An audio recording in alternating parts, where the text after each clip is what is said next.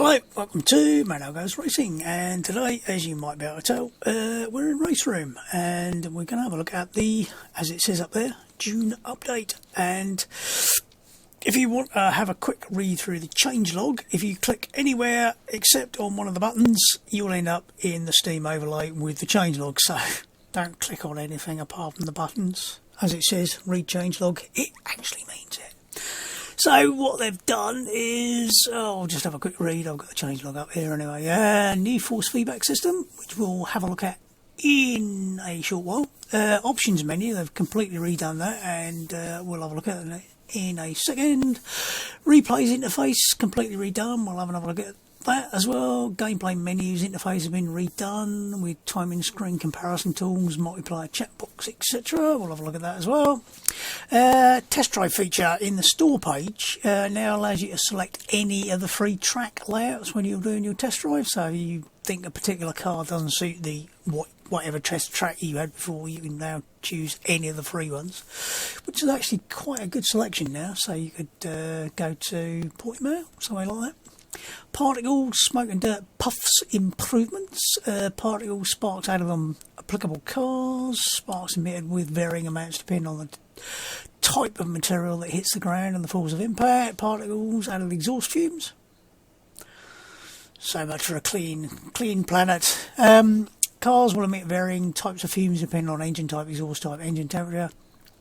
Sounds improved on how drivetrain oscillations, gear shifts are coming through for a selection of cars. Formula cars, DTM, Group C, GTE. All the cars will eventually receive this change in subsequent updates. So they've done it, but not all of it. Sounds, updated sounds from riding on curbs. Controllers, updated the latest Thrustmaster SDK, added full support for their new SF1000 wheel. Added support for 16:5 aspect ratio with the 3840 by 1200 resolution. Yeah, there's a lot of them screens turning up now. Look quite interesting. They're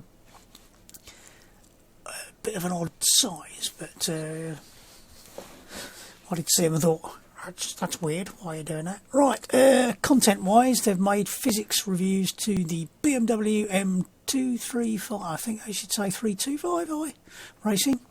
Formula Raceroom 2, Formula Raceroom 3, plus it's got new sounds. Audi TT RS VLN improved the sharpness of turning. BMW M3 E30, new sounds. The BMW Z4 GT3 resized the wheels. Ford GT3 resized the wheels. Formula Raceroom 90 improved differential settings, less engine braking reduction. Formula Raceroom Junior 2, 3, 4 and 90 tweaked rear tyre slip curves to give more progressive grip drop off beyond the limit. Group 4 tweaked rear tyre slip curves to give more progressive grip drop off beyond the limit. I do wish they put words in that are so easy to say. Not. Group 5 tweaked rear tyre slip curves to give more progressive grip drop off beyond the limit. That should be an interesting one to check, because Group 5 are a bit of a handful, and it's mostly due to the way the turbos kick in on them bloody things. Something like the Zax Speaker Pro, I think. That's Group 5, isn't it? That's just a monster of a car to drive. I'm waffling again. Yeah. Mercedes AMG GT3 Evo fixed a hole spotted in the dashboard. Okay. P1 and P2 car classes, updated brake heating, cooling behaviour, cures some inconsistent brake performance issues. Bugatti's Honda R switched to tyres GT3 spec. Porsche 911 GT3 R 2019 fixed a decal on the seat that would still be rendered while the seat itself was disabled in visual settings. Okay. Renault fixed starting grid issues with maximum amount of AI opponents. I nearly said components. Volkswagen fixed a strict cut detection. Right, well, a lot of the stuff is about UI changes, and we'll start off by having a quick look in the options. As you can see, it's completely different. For a start, it's all dark mode. Along the top, throttle, brake, clutch, steering. I initially thought they were buttons, but they're not. They're showing you that things are working, which is rather nice.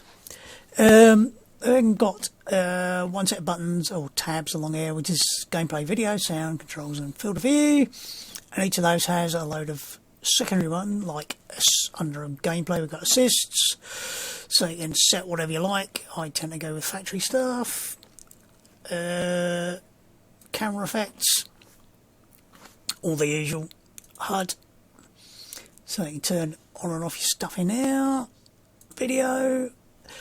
Now there's meant to be some triple screen stuff. I'm assuming unless you actually have triple screens you don't get to see anything, so I'm assuming there might be an extra tab or something if you've got a triple screen set up.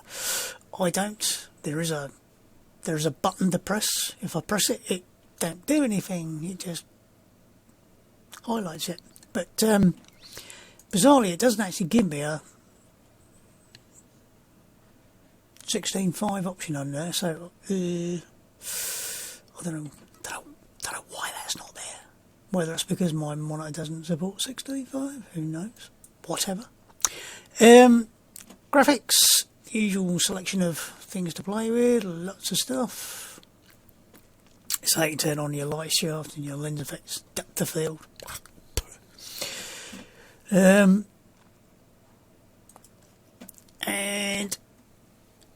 basically everything that was there before is still there, but wheel rotation animation. That's an interesting one. Does that only apply to gamepads?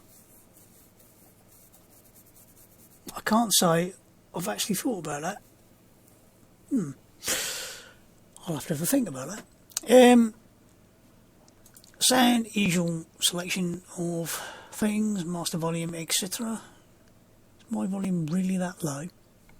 Okay. Advanced. Obviously, you've got the sort of basic stuff as your overall effect, but then you've got individual things for everything. Controls, usual stuff. Control sets, so you can have multiple control sets. I seem to have 1,000,001 for some bloody reason. Key bindings. I don't think there's anything that wasn't there before. Might be right, might be wrong. I don't know if that was there before, was it? I think so, yeah. Advanced stuff. So, all your H pattern stuff. Double shift prevention, all that. Basically, I think everything's more or less the same as it was before. I can't see anything much that wasn't there. But we get to the interesting part, the force feedback. Now, definitely need a mouthful of coffee before I start this. What should happen is when you first start this up, it should look at your old setup and it should decide based on that what it's going to do here. So that's the theory. I haven't actually driven a car at all yet with a wheel since the update. I literally have. I've looked at the UI on the other machine and I had a quick couple of laps with a gamepad, but other than that, not tried anything. So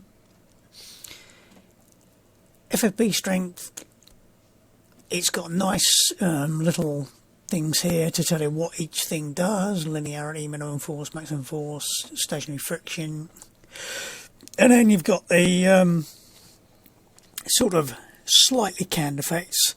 Basically what they've done is their FFB has moved from having a lot of canned, they're not canned strictly, but they're sort of driven by the physics, but less than this is. So this is pure physics driven, whereas before you had things like the amount of understeer, fade and everything was all adjustable and you could change it and things.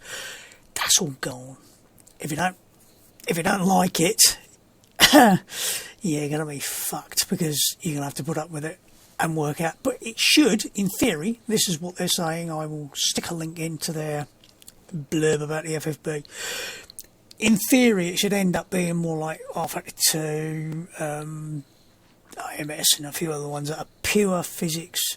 It's all based on what the layout is of, like the arms and the connect the wheels to the car and everything else, and your rack sort of lengths and things, and it's all based on that to give you the right numbers out of here. Of course, it is also having to add a load of other stuff like G-force effects, presumably, because obviously they don't realistically come through your steering, so there must be something that's doing a bit of that. But the main takeaway from what I was reading is you'll probably get less understeer fade.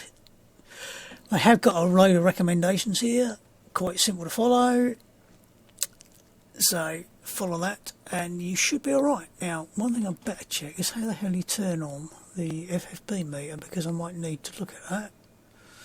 Is there a FFB meter? I don't have anything bound. I'd better bind. Can I try F? Hopefully that's what it is. Now, one thing I did notice whilst I was tinkering over there was if I press a button here, it nips to the thing and highlights it, which is very neat. So you can, if you've got buttons bound and if you can't remember what you're bound, you can just nip in here and press some buttons and see what they do. Very nice. So even that, I mean, it'll show up there, but you should hopefully know that you've got that bound to left and right and everything. So yeah, I thought that was a nice touch. So you can quite easily see what you got bound, like pause as that, reset car. Why have I got a reset car? I don't know.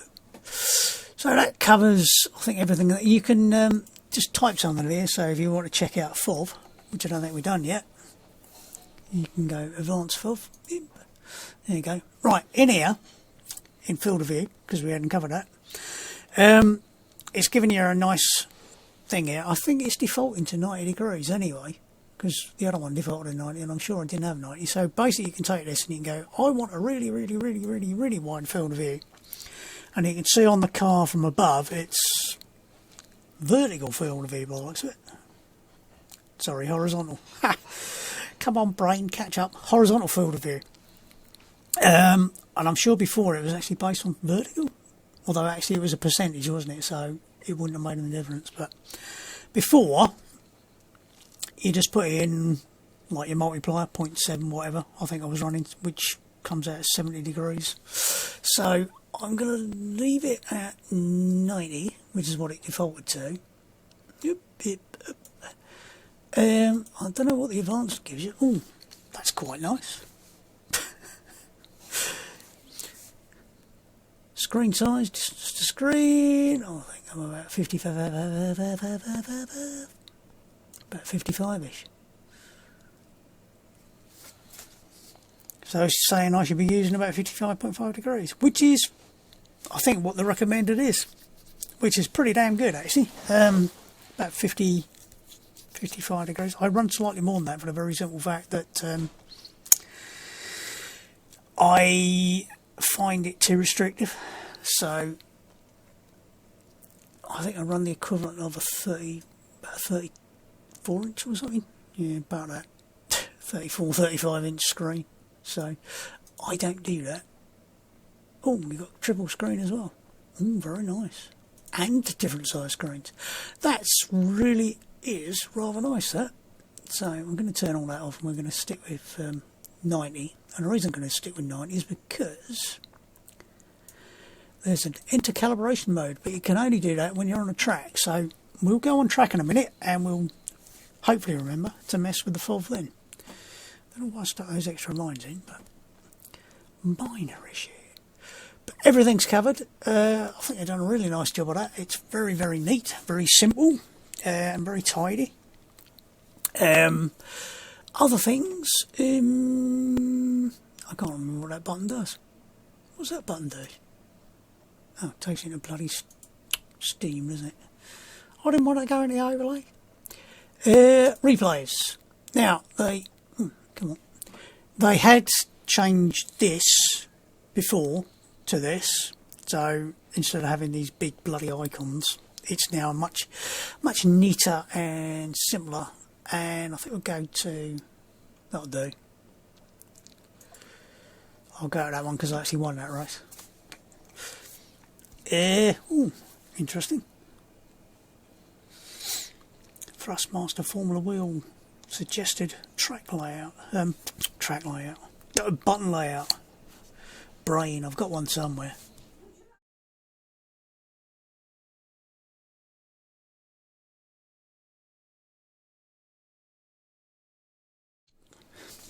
Right. Ooh, that looks weird. Right, okay, we're in the car, and that does look strange. That looks really weird. I'm assuming that's because the field of view is slightly out at the moment, but either that or somehow I left it in triple screen mode. Has it done something really weird there? I'm going to exit that, and I'm going to go back into field of view. I'm going to go advanced, and I'm going to turn off triple screen. Yeah, that did something weird there, didn't it? It's done something really weird.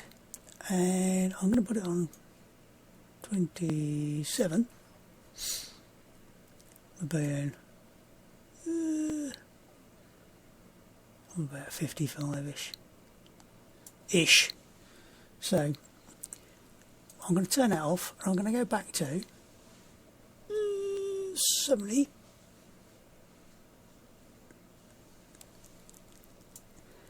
So, there's something. Don't leave it on a triple screen thing, or don't click it without unticking it, because it will leave it in a weird state by the looks of it. So, right, back to here.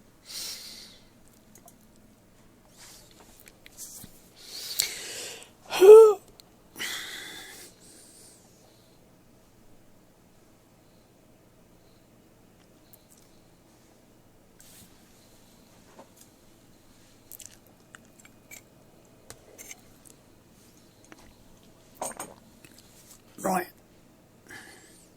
Ah, that looks better. That was weird, wasn't it? Yes, Alan. Right. Now, down here we have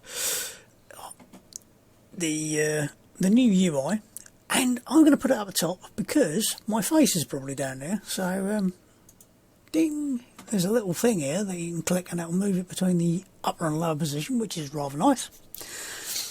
You can just grab this and move it along, and ding, ding, ding, ding, ding.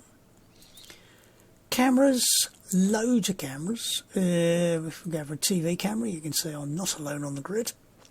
Different driver select, just click the button and tell you who it is. Names will not be changed to save the innocent. Free flight.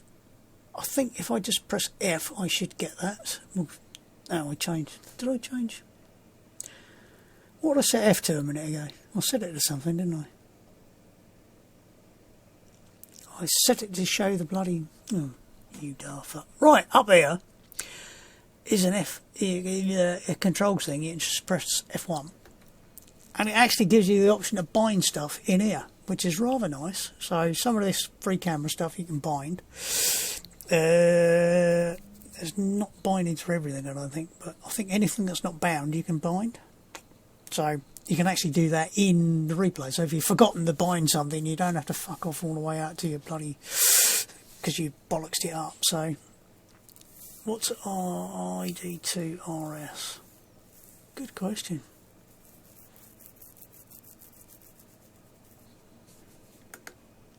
Yep, that's obviously the change camera. It's things like this you go, ooh, that's interesting. Now, is that ID? Because it just says ID, and I'm not sure if that's that or could be this. Right stick. I think it's that actually. We'll soon find out. I think it's toggling the free cameras, so you can change all of this in here, which is rather nice. Just press the F1 again. hide your UI, you can just press H and it will disappear, so you get a nice clean, if you're doing some sort of recording from it. Cameras, now if I press that, am I in? Yep, so that gives you the ability to, oh, hang on a minute, go away, right, you just press the right mouse button and it gives you the option to go sort of control or not control. Now there is speed and acceleration options. If you, I think it was under F1, wasn't it? Down the bottom there.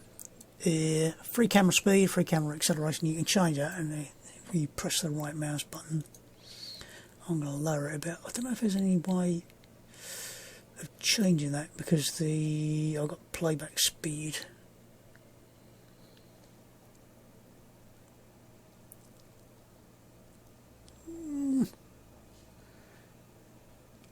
Just looking to see if there's anything that actually allows you to increase or decrease the speed whilst you're... No, can't see anything. So that's one of those. You might want to change that. But any road up, that's better. The free camera now is able to go anywhere. There's no sort of limit on how far away it can go. So you can sort of... Because before you get a certain distance and you'll suddenly find yourself sort of stuck at a certain distance. Right mouse press and you're back into normal mode, and then you can just start playing. I don't know if we're going to end up moving here because I'm not sure if we're actually attached to the car or not. We'll soon find out.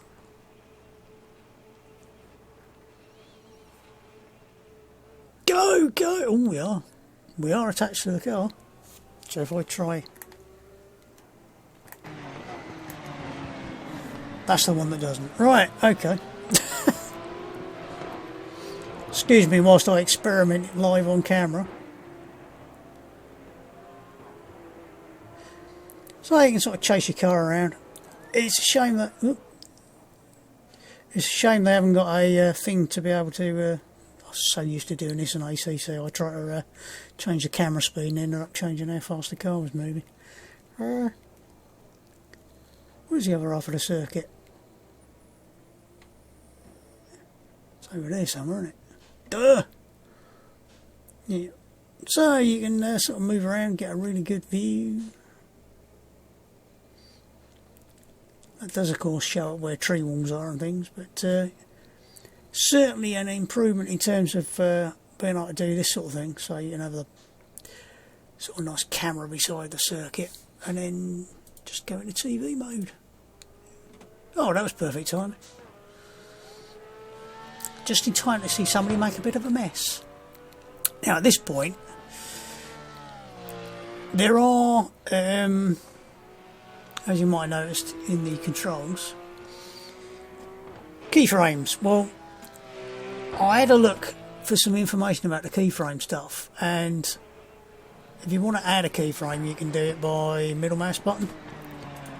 If you're watching like here and you just press the middle mouse button, you'll be told you have to be in free camera mode. So if you go into free camera mode and you press it a couple of times, you end up putting keyframes on, but I'm not really sure what you do with it after that. So I'll have to find some information about that, because at the moment it's a case of, okay, you can add keyframes and you can move between them and you can do things, but it's not really telling me a lot.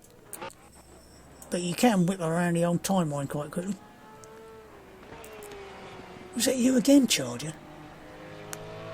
I keep catching him falling off a cliff. Huh? But I have to say, I'm liking the new interface. It's simple, it's easy to move about, hide, get what you want, and gives you plenty of options on the camera controls and other things. And because you can now lock yourself to the car, move in and out as far as you like with the free camera stuff, it's much better. So that's, I think we'll call that a day on the replay. You don't really want to see me winning a race, do you? So that's covered the options, covered the replay.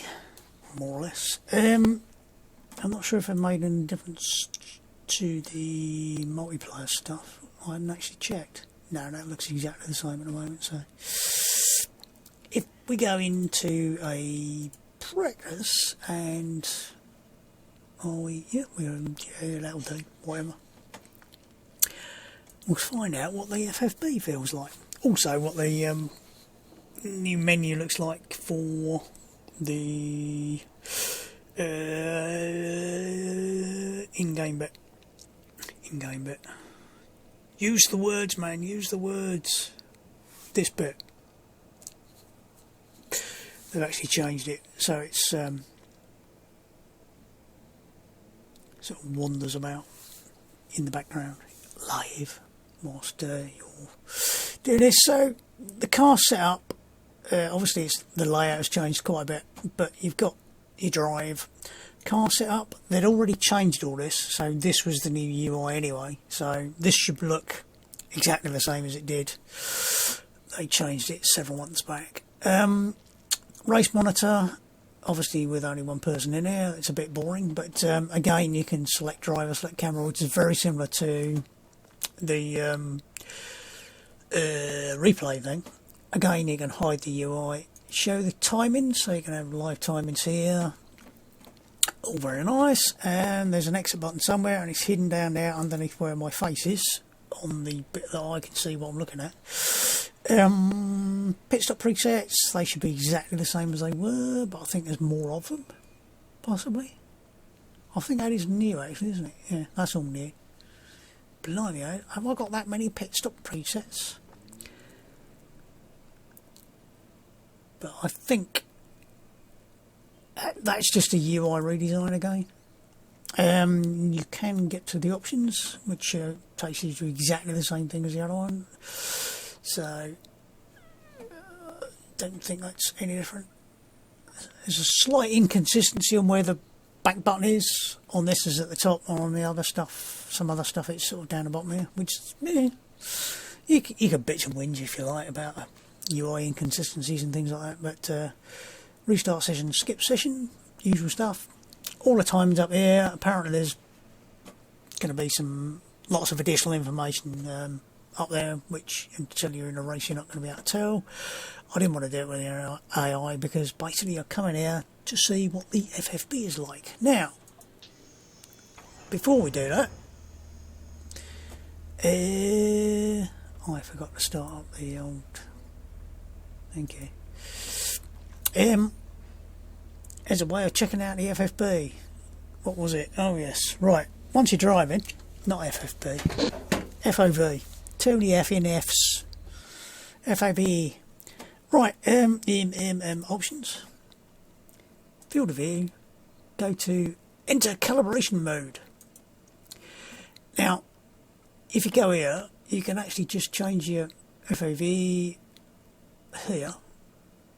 So I think I'd already set it to 70, haven't I? So, like I said, I think I run about 70 degrees normally across all of my sims for horizontal field of view. It's 53 or thereabouts on a vertical on this size of screen. But seat position, you can now do I think it's right, and drag yourself left and right, up and down, and backwards and forwards, and not left and right, but you can do backwards and forwards and left and right and everything. So you can do that in there, and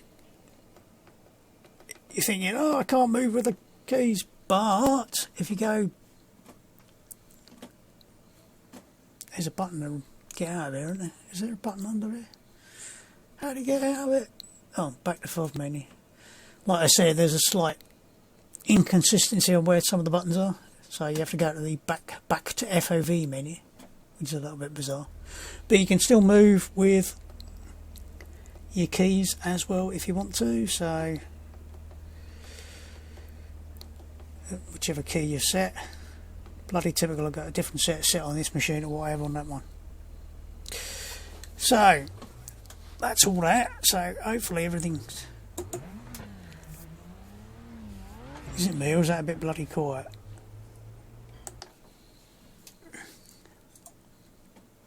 Did I turn the sound on? I think I have turned the sound down a bit, haven't I? Let's stick it up to 25. That's a bit better. So the question is, what does the FFB feel like out the box? Already there's a lot less going on.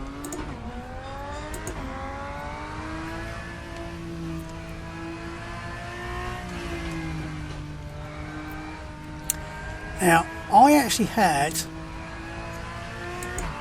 turned down quite a lot of the other stuff in the FFB, so all the sort of canned effects, and had quite a bit of the rack-based stuff, so hopefully I was fairly close to this anyway. But the reason I went with Bilsterberg, which we were on the other week when we were racing this, because it's got a lot of up and down, a lot of undulation, which is going to sort of get transmitted through your FFB. Now I can feel that sort of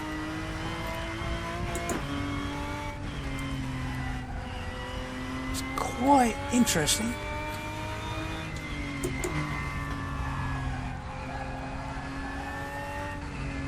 I think you might end up relying a lot more on sound for working out when you're near the limit. Obviously I've got stone cold tyres at the moment, so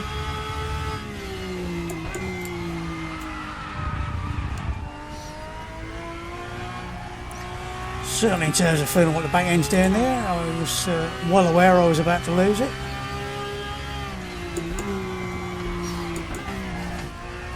Which is rather important, especially in this Porsche, which has got a bit of a habit of turning turtle if you're not careful and you end up facing the wrong way.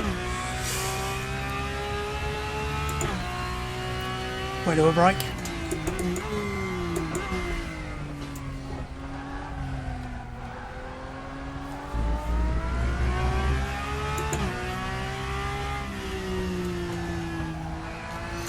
Well, I think I can definitely say it's different to what it was before. There's a lot less sort of rattling and additional sort of noise, if you like. I use the term noise in a sort of not a derogatory way. It's something that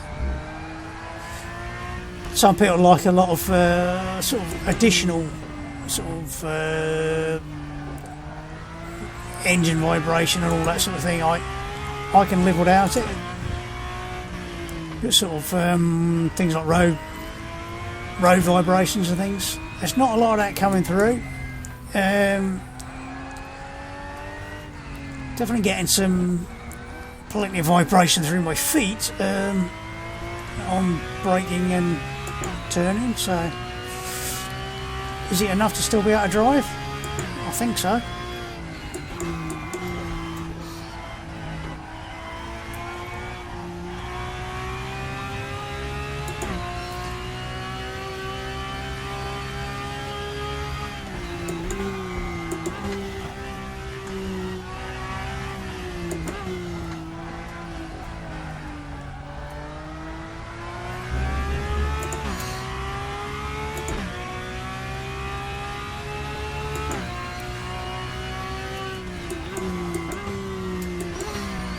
That's probably not a million miles out from what I was doing last week. I can't remember what I was doing last week, but it doesn't feel a million miles out.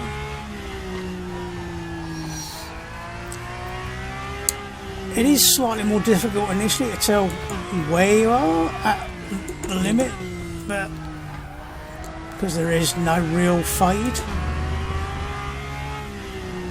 I think, frankly,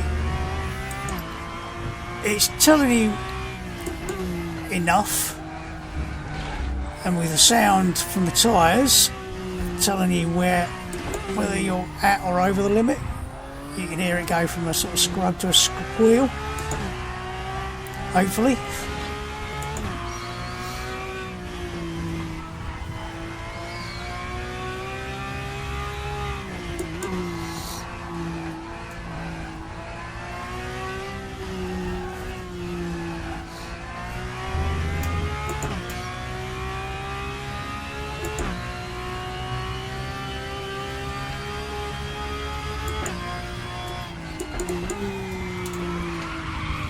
That's over the limit.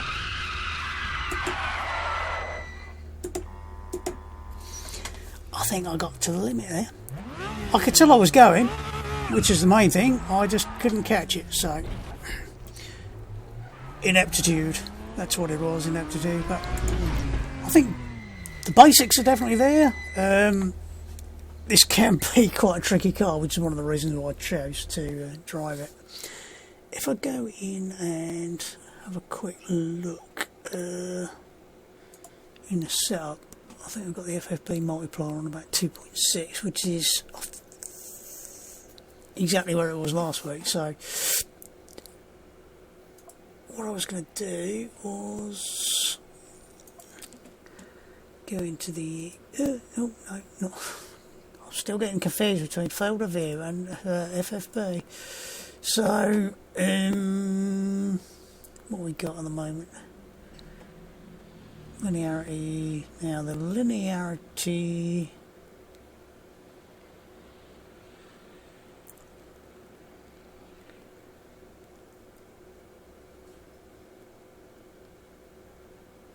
Right. So I might want to reduce the linearity a bit.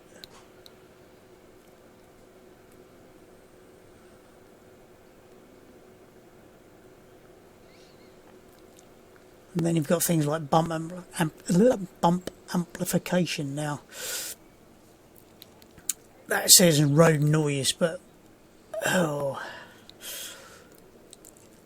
don't think it's road noise as such, so it's not the sort of graininess of the tarmac as such. I think we're going to go... I'm going to take it all the way to the bottom end and see what it does. So, I should really have pulled up the FFB meter before I started, shouldn't I? Where's my FFB meter? Right.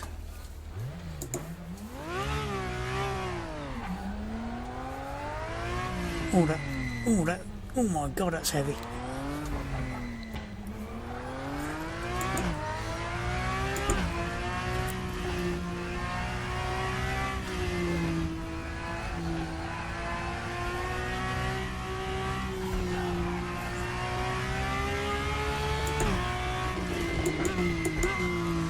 Oh, that's definitely a bit too heavy. Ooh. So yeah, I think we're going to have to play with it rather a lot. So is it because I've got it set to too high? Oh damn! Unfortunately, you can't. Can you turn down the FFB using buttons? I think you can, but I can't remember what buttons I've set. Can you turn the FFB up and down? Is there an FFB? There's an FFB reset. I thought there was a raise and lower it as well. No. Nah. There's something for you to add. Let's try sort of in the middle. I think I'm going to have to sort of get the balance between the FFB linearity, which is sort of pushing up some of those lower forces, and the sort of overall strength with the FFB multiplier.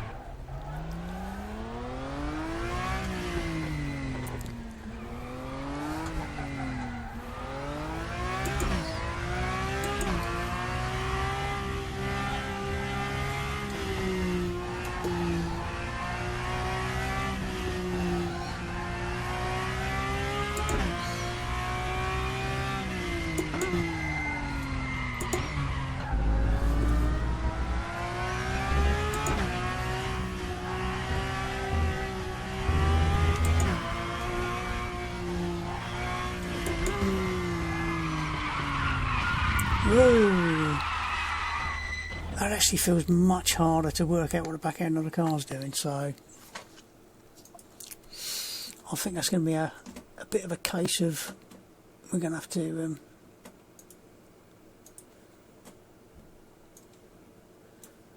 leave it up there.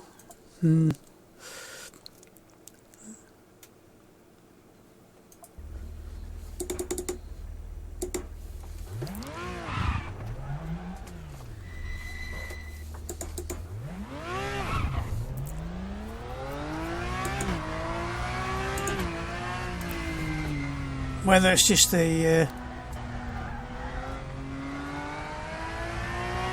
because of the particular car we're driving here, is just a pain to drive, especially around this circuit, which has got a lot of undulations in it.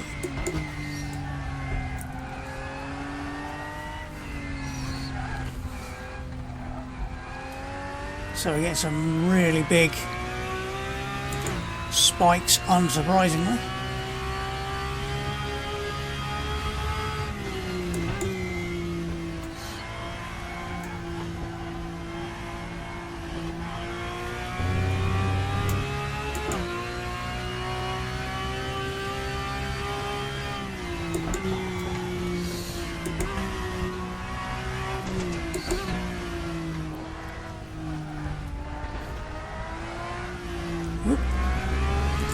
Bit of a dodgy line.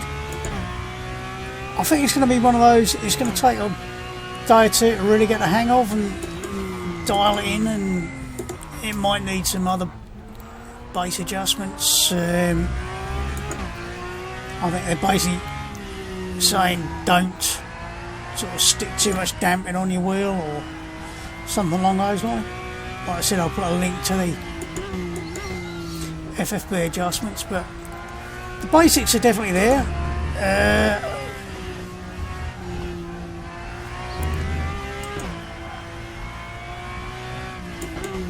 And I will have to try it on a couple of other circuits, because like I said, this I chose because it makes it as difficult as humanly possible to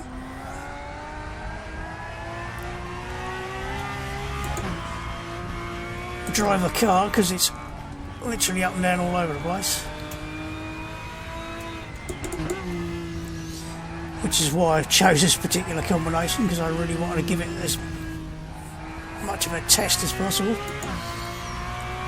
I think in terms of the FFB meter, that's pretty good.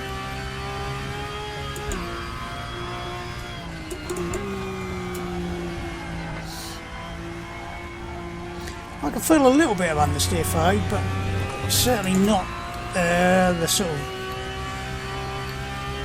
amount you would be used to potentially under Raceroom.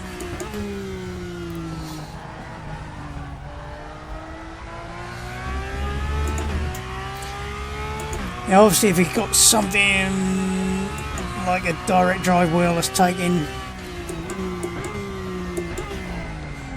info straight from the physics output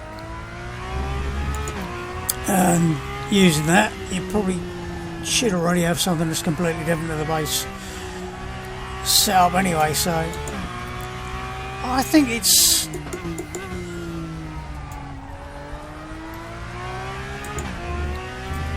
got enough information there without having any of the extra stuff that you could have added before. I think some people will probably miss some of the other stuff initially, but it's much more akin to a lot of the other sort of RF2, maybe in some ways ACC, the much more clean, if you like, FFB. So I've always been the sort of person who likes quite clean FFB, don't like a lot of additional sort of information, and when I say information I mean things that are actually going to hide, because everything that's making your wheel vibrate and everything is potentially covering up a piece of information. So, but no matter what some people will tell you, it is a totally personal thing. There is no finite FFB, so everybody has to make theirs suit what they want. But I have to say, the fact there seems to be rather a lot of vibration on the brakes. As soon as you press the brakes, you get in a bit of vibration, which is not necessarily required.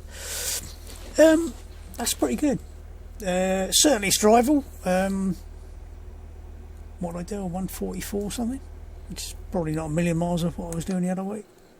having spent literally a year or whatever it was driving with the old FFB that I'd set up. So all in all, I think that's quite usable. I'll have to try a load of other cars, and I suggest you do the same thing. Give it plenty of chance to get a hang of what it's doing, and I think it's probably a move in the right direction. They are saying that basically everybody who was beta testing it said it was better, but I would hope if you're beta testing something, you're guiding it to be what you want in a way better anyway. So yes, different, definitely, certainly a lot more or a lot less in the way of sliders to play with, so hopefully you can get it tuned into what you want a lot quicker. That was one of the things about the old FFB system, was more is not always better. I found it quite confusing. The fact that I actually ended up turning half the stuff off, and just when they added the racks stuff, I just put that on 50 and left it, I think, and that was about it. So your mileage may vary, but hopefully you get the hang of it eventually. So I know some people have spent a lot of time tuning their FFB to their liking, and will probably be going disaster, but give it a chance and see how you get on. But you will have to tinker with it. I think the whatever that one was called, I've forgotten. My brain, come on, keep up.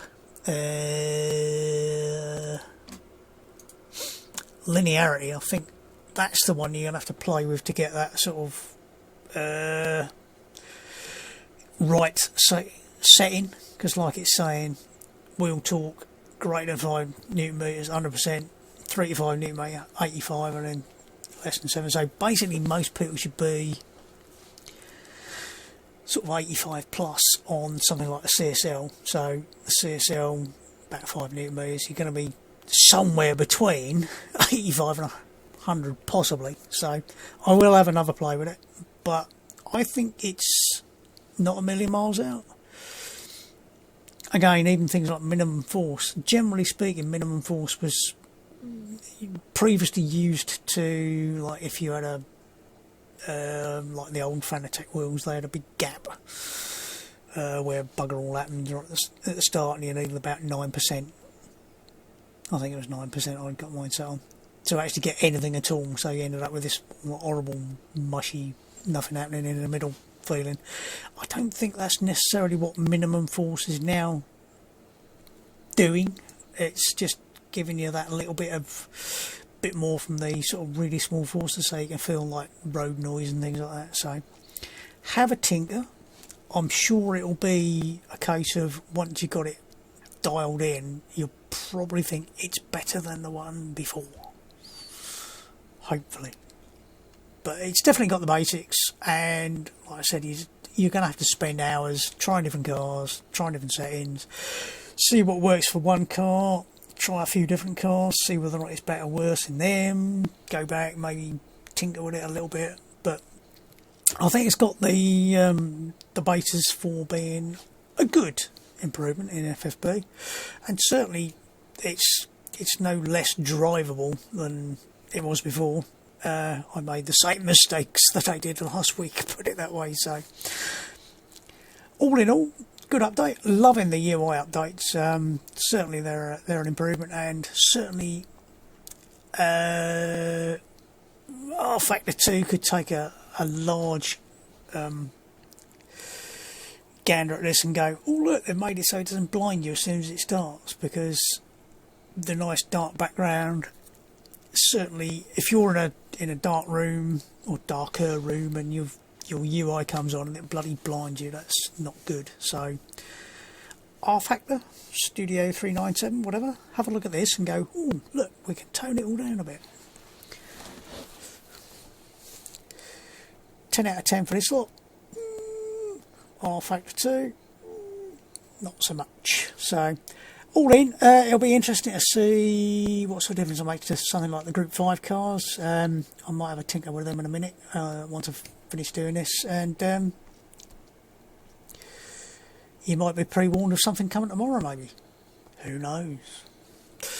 But for me, for now, that'll do, and enjoy your racing, enjoy the new UI, and get tuned in your force feedback. And I'll catch you later. Goodbye.